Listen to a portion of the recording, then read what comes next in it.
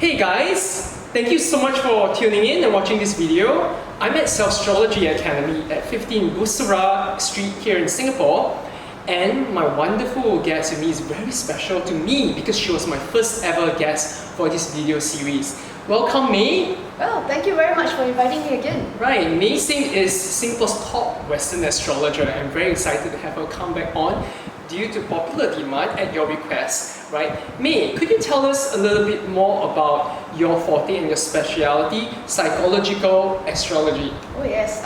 So psychological astrology is a concept that we can use astrology to profile people. So unlike the typical fortune-telling type astrology, you'll find that psychological astrology helps to tell me about the kind of behaviors and the attitudes that you may have in specific situations. So today you'll find that psychological astrology is being used, say for companies, to place people in the right kind of jobs. Not so much that we want to control people, but rather to ensure that when you are in the job that you're suited for, you're happy.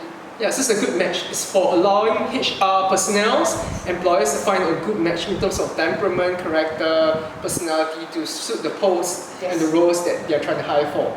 Right, so it actually has a lot of practical implications and applications then. It's true, because if you think about it, in Singapore, it's very common to have people be, say, accountants, lawyers, simply because their degrees are in these fields. But that doesn't always mean that you are temperamentally suited for Exactly. It's only one facet, so you need you want to overview of whether there's compatibility. And speaking of compatibility, I'm sure you can also use this for relationship profiling, whether you're a good match for the person that you're intending to marry. Yes, that's true. When it comes to compatibility for romantic relationships, unlike a lot of websites that, you know, once you put in chart A and chart B, and then they will tell you that you're 52.7% compatible, as real astrology doesn't quite work that way. You'll find that real people are compatible in some ways and they're incompatible in other ways. So just because, say, if you have different attitudes about money, for example, that doesn't mean that they can't marry each other. It just means that you need to have a conversation specifically about certain attitudes about money, that they need to maybe have some kind of agreement beforehand. But you'll see that psychological astrology also helps to uncover what kind of unconscious expectations that people may have about relationships, and it's a great opportunity for people to bring it up and to talk about it before, you know, the issues show up. Right. So is that to say that, you know, if when you're comparing charts and someone is not compatible for you but you're in love with them, should you pursue it, or should you only go for someone with a very, very high percentage or level of compatibility with you? Well, is that subjective? I would say, you know, the logical answer here would be that a relationship only works when two people want it to happen, right? So it's less about because the word compatibility is a little bit overrated, generally speaking, when it comes to relationships. I'm sure you've seen people who seem like chalk and cheese, but because they want to make it work, it does. Right? So I think astrology is a lot less about saying, are we compatible, as opposed to where are the areas that that is going to be a lot easier for us and which areas are less easy, so that we can both be conscious about working on those areas that don't flow as smoothly or naturally for us. Well said, well said. Right, so does astrology also not only just give the indicators, but does it give you suggestions on how then to improve or mitigate the undesirable, unfavorable elements? Well, that's an easy one for me, because the reason why I love psychological astrology is that it doesn't require the advice necessarily to come from an astrologer. After all, it is your life, and most people have a good idea of what they're willing to do and what they're not. So once a good astrological profile can show you how sometimes that repeated behavior or attitudes could cause problems. Like, we've got people who keep changing jobs. So we've got people in their 40s who've been in something like 15 jobs. So it's a problem, because then financially, you know, it's not always stable for them. So once they see that, oh, it's that temper, and it's always triggered by the same kind of incidences, and they keep quitting their jobs because of that, once they're able to see the cause of that, they are now in control. Because identification and awareness means that they now can decide, is this how I want to react to a situation? They can choose not to. Wow. powers in your hands right now. Once they have gotten their astrological profile done up, they then have the recognition and awareness. And this really helped the better one, truly, more than helped the better one. So they don't need any input from me. Most people are smart enough to know, oh, okay, well, now I've made a decision that I want to change my life in this way. Correct. And that is more powerful than any advice I can give you, frankly speaking. Yeah. Right, wow, that's a very powerful statement. You are in control of your own destiny, and the astrological profile only makes you aware of what's going on and the influences. Could you tell us, do you actually teach this course? Is it offered by you here? Yes, Selfstrology Academy right now offers a basic astrology course that's suited for people with no background in astrology at all. So we start from the parts of an astrological chart. So we've run this course for about 4 years now, and we run this about 3 times a year. Once you've completed and you can read the chart, we go into practical applications. So then we've got students who are interested in the psychological astrology. Some other students are interested in the predictive part of astrology, if you want to tell fortunes. We also do relationship, career astrology, but the prerequisite here is that you must be able to read an astrological chart. So that's why you have to do the basic first, and once that's done, you can move into the higher level courses. Easily the most popular course would be the psychological astrology. My students describe the course as being like therapy. So when they show up, it's not uncommon to have students crying in class. Once they start to see the impact of how their behavior has now shaped their lives and they're not even aware of it. So the moment where they discover this part about themselves, there's this tears, because sometimes it's what they've given up unconsciously because of your behavior, and other times because people have discovered a way to finally get out of a negative situation. So we use actual students' charts in the class. Yeah, so it's like a case study. You're actually getting your own reading, right, while learning to read for yourself and others. It's like double power, you know? Totally. It is. Yeah. So where can they go to find out more about your classes and trainings? Well, you can always Google us. We're at selfstrology.com. And of course, you can also look for us on Facebook. I'm there as May Sim. We'll put up some information about upcoming courses there as well. Splendid, wonderful. May, could you tell us about what's the difference between Western astrology and, say, the Vedic system of astrology? Well, Vedic astrology is most commonly associated with the Indian culture, and I think the main difference between the two are how the zodiac is being calculated. So Western astrology uses the tropical zodiac, and Indian astrology or Vedic astrology, the sidereal zodiac. So it sounds like very big words, but the simplest way I can describe it is that if the Earth is tilted at an axis, so you find that as it rotates, there is a natural wobble to how the Earth rotates. So Indian astrology adjusts for the calculation for the Earth's wobble, while Western astrology doesn't. Of course, if you add in other differences in culture, of course, Western astrology, you'll find that most of the background story is based on Greek and Roman mythology, while Indian astrology, well, you'll find some of the stories and the background coming from Hindu stories or Indian culture. So that's why you'll see some things in Vedic astrology, such as the nakshatras, the lunar mansions, and Rahu and Ketu, for example, in Indian astrology, while some of these things are not present in Western. Yeah, so there are some minor differences. Modern Western astrology also includes the modern planets such as Uranus, Neptune and Pluto, which you typically will not see in a Vedic astrology chart. Very fascinating. It's actually listening to that. It's actually a turn on for me, right? It's wow, so technical. So intellectual, right? Yeah, very right. Isn't it? Appeals to all the nerds out there, you know. Yeah. All right, me, my viewers have some questions for you, so I'm gonna shoot them. Okay. So Michio from Japan, she wants to know what's the deal with Mercury retrogrades. Well, Mercury retrograde is one of those, I like to call it an astrological superstition. So of course, once Mercury goes retrograde, you'll see a lot of people posting on Facebook, online, about how, contracts are going to go wrong and trains are going to not show up on time. So here's the thing, let me explain what a retrograde is. I think that's easier. So if you imagine two planets moving, and one is moving faster than the other. So it's a little bit like an illusion that the slower planet is moving backwards, right? So that's a simplistic way of explaining it, but I think most people understand. So when Mercury is retrograde, lots of people believe that contracts are going to go wrong. That anything that moves, like cars, planes, they're all going to not show up on time. So that's when there are lots of people freaking out. But I'll ask you to think about something, right?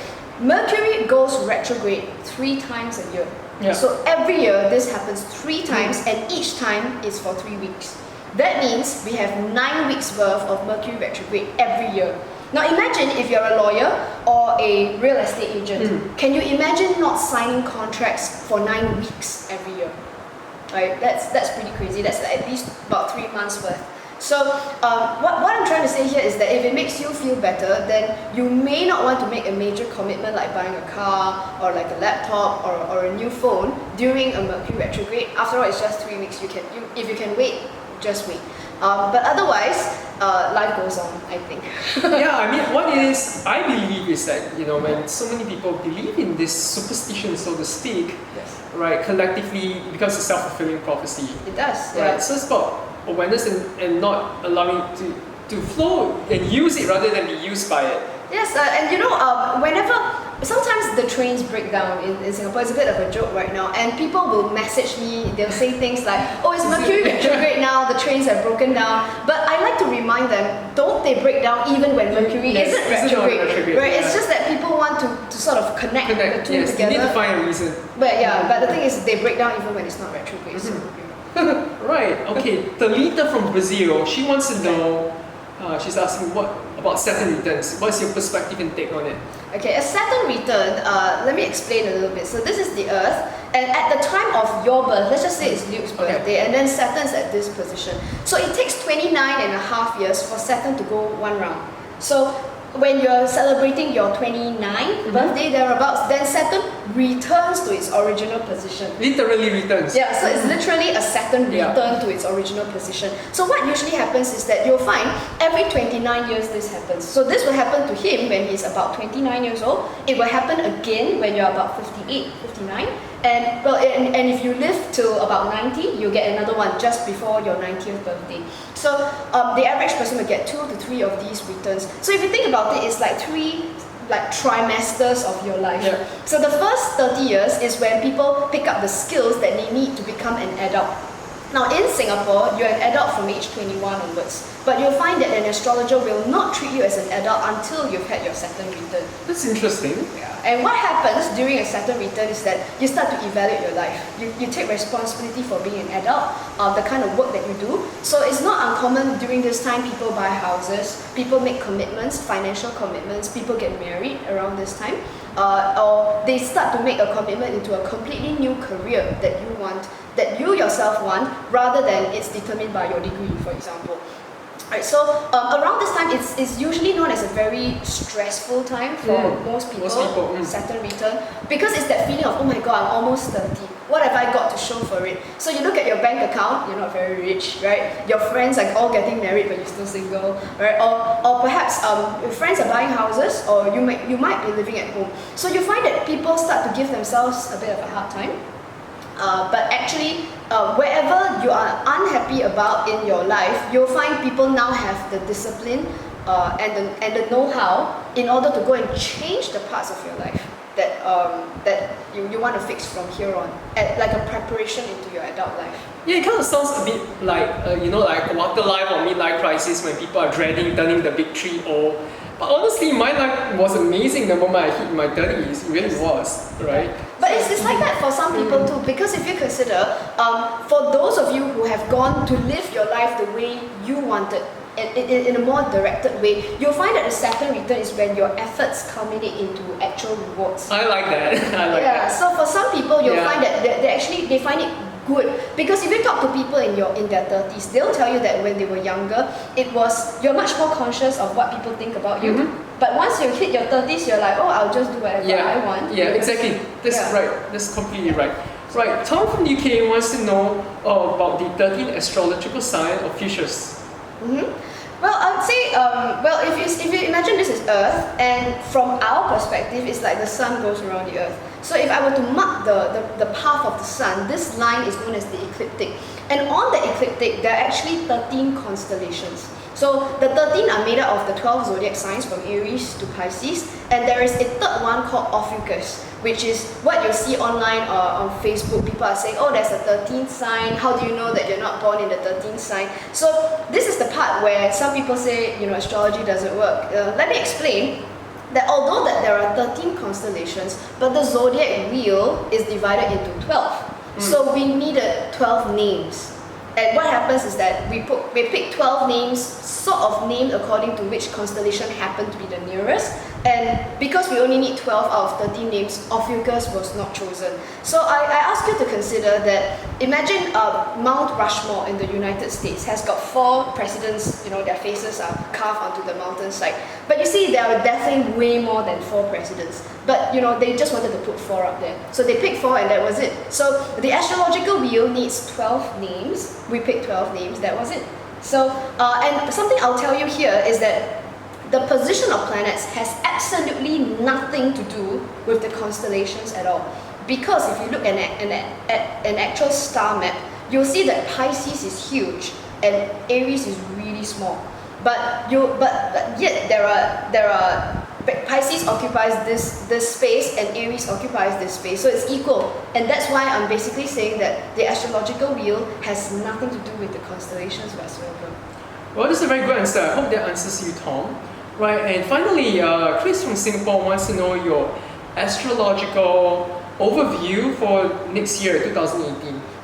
Okay. Well, it's December now, and as of today, the 27th of December, you'll see that both Jupiter and Saturn have now moved into new signs. Jupiter is now in Scorpio, so it's for depth and penetration. And you see that Saturn has moved into Capricorn, where we're all about structure. So if I were to look at both of these together, the world is going to be a lot more concerned about whether foundations are strong, whether people are going deep enough. So we might start questioning, say, the foundations of organizations, of sometimes authority figures, of families, of relationships. But most importantly, where things aren't quite the way they're supposed to be, people will take the effort, that will be Saturn in Capricorn, doing what is necessary to make sure foundations are strong. I think what's more interesting also is that Uranus is changing signs in 2018. That happens somewhere in about April or May. And it is moving into Taurus. Now Taurus is a material sign, it's about money, and I think one of the biggest things that's happening right now is alternative money. So I'm talking specifically about things like cryptocurrency, Bitcoin. So of course it hasn't completely switched, Uranus hasn't switched into Taurus yet, but I think we're feeling the effects of it.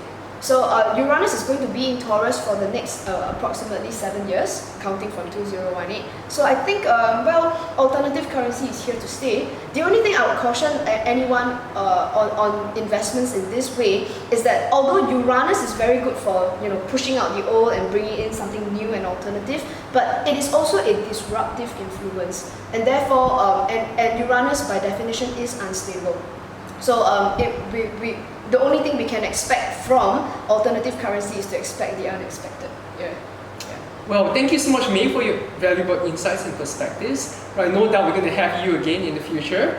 Right, where can the audience go to again to connect with you? Well, so you can visit Facebook, search for me. My name is May Sim, spelled Maysim, or you can visit our website at www.selfstrology.com. I'll be placing all her contact details and information in the video description below. Please feel free to click on it and communicate and contact May, especially if you're interested in astrology. She's the de facto person to go to, I promise you. Even I myself, when I have my astrological needs, I turn to her, right? So thank you guys for watching this video. Please feel free to subscribe to my video channel for more similar upcoming videos. Thank you.